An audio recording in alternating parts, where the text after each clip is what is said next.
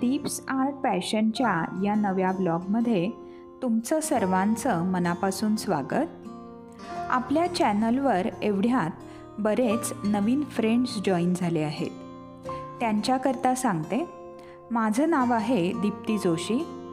मी पारंपरिक शिवाय झटपट कमी साहित्यात होणारे पदार्थ, काही सोपे कमी साहित्यातले होम डेकॉर आणि रिसायकल्ड आर्ट आणि क्राफ्ट आपल्या या दीप्स आर्ट पॅशन या यूट्यूब चॅनलवर दाखवते।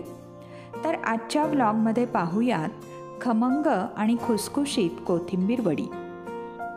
अर्धी वाटी बेसन घेऊया, त्यात 2 चमचे बारीक रवा, 4 ते 5 चमचे तांदूळ पिठी, 1 ते 1.5 उकडलेला बटाटा किसून घालूया। तुमच्याकडे जर थालपिठाची भाजणी असेल तर 1 ते 1.5 चमचे थालपिठाची भाजणी पण घातली तरी चालेल।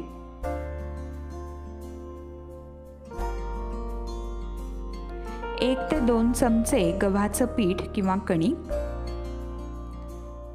1 वाटी आंबट दही फेटून घालूयात। दही किंवा ताक काहीही चालेल।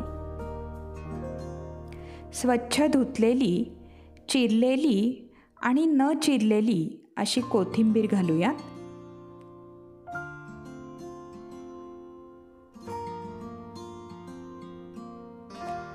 दोन चमचे बडीशेपेची पूड, हिंग, हळद, लाल तिखट,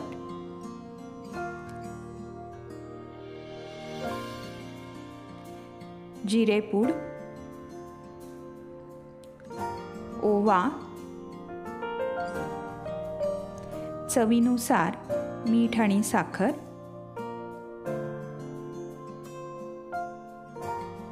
2 ते 3 चमचे ओलं नारळ आणि 1 ते 2 चमचे तेल। हे सर्व जिन्नस छान एकत्र करून घेऊया।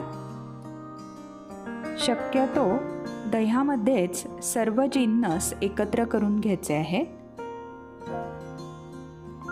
पाहू शकता, छान गोळा तयार झाला आहे। हे मिश्रण आता निदान 10 ते 15 मिनिटं झाकण ठेवून बाजूला ठेवून द्यायचं आहे। आता एकीकडे इडली पात्रात पाणी उकळायला ठेवूया। 10 ते 15 मिनिटं झाली आहेत। पीठ किंचित घट्ट झालं आहे। अशीच कन्सिस्टन्सी आपल्याला हवी आहे। आता ज्यात आपण ढोकळा करतो त्या थाळीला सगळीकडून छान तेल लावून घेऊया आणि हे मिश्रण त्यात पाण्याचा हात लावत लावत पसरवून घेऊया। जेवढ्या कमी अधिक जाडीच्या वड्या हव्या आहेत तेवढं मिश्रण कमी अधिक प्रमाणात पसरवावं।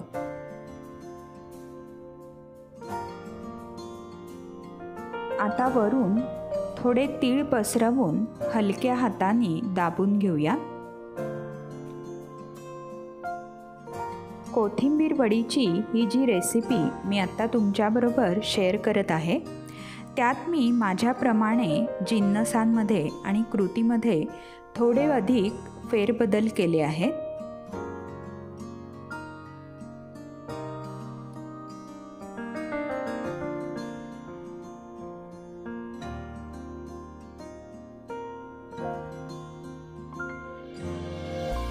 आता चांगली 10 ते 15 मिनिटं वाफ द्यायची आहे।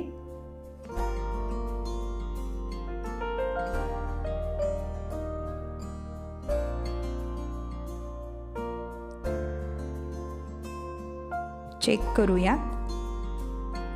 सुरीला आपलं मिश्रण अजिबात लागत नाही आहे। याचाच अर्थ चांगली वाफ येऊन वडीचं मिश्रण चांगलं शिजलं आहे। गार करत बाजूला ठेवूया। मिश्रण चांगलं व्यवस्थित गार झालं की त्याच्या अशा वड्या पाडून घेऊया। या वड्या तुम्ही अशाही खाऊ शकता किंवा शॅलो फ्राय किंवा डीप फ्राय पण करू शकता.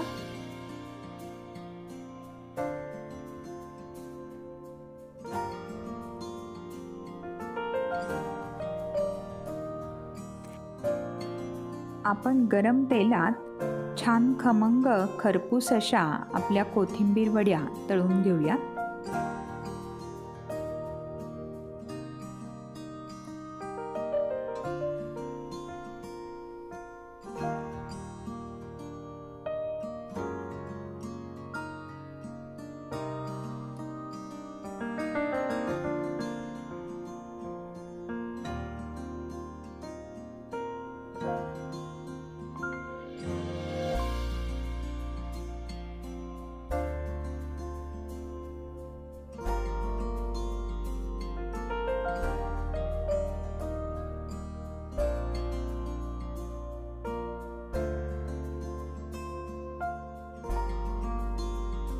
पाहू शकता खमंग अशी कोथिंबीर वडी तयार आहे.